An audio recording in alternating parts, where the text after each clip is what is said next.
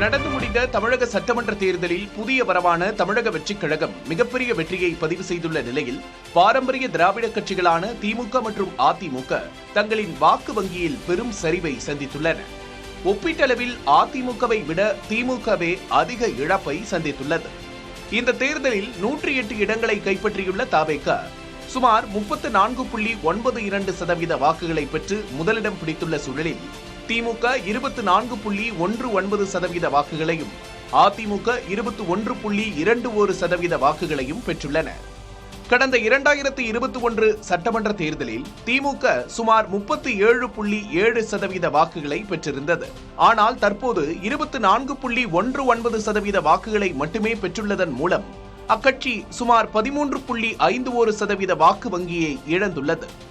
அதே சமயம் கடந்த தேர்தலில் 33.29% வாக்குகளை பெற்றிருந்த அதிமுக தற்போது 21.21% வாக்குகளை பெற்று 12.8% சரிவை சந்தித்துள்ளது.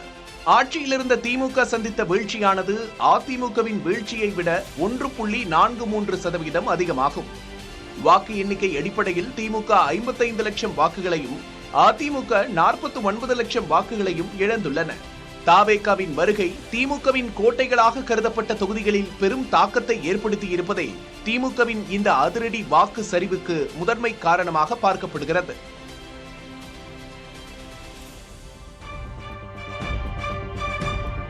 (2026) தமிழக சட்டமன்ற தேர்தலில் அதிக வாக்கு வித்தியாசத்தில் வெற்றி பெற்ற வேட்பாளர்கள் பட்டியலில் அதிமுக பொதுச் செயலாளர் எடப்பாடி பழனிசாமி முதலிடம் பிடித்துள்ளார்.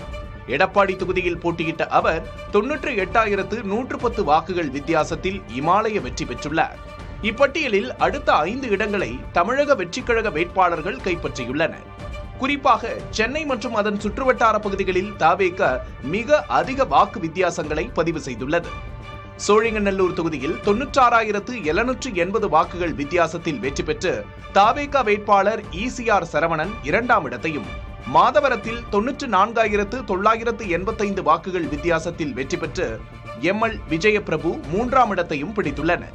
அதேபோல ஆவடி தொகுதியில் 76,311 வாக்குகள் வித்தியாசத்தில் R ரமேஷ்குமாரும், சேலம் மேற்கு தொகுதியில் 74,867 வாக்குகள் வித்தியாசத்தில் லக்ஷ்மணனும், பூந்தமல்லி தொகுதியில் 72,740 வாக்குகள் வித்தியாசத்தில் பிரகாசமும் பிரம்மாண்ட வெற்றி பெற்றுள்ளனர்.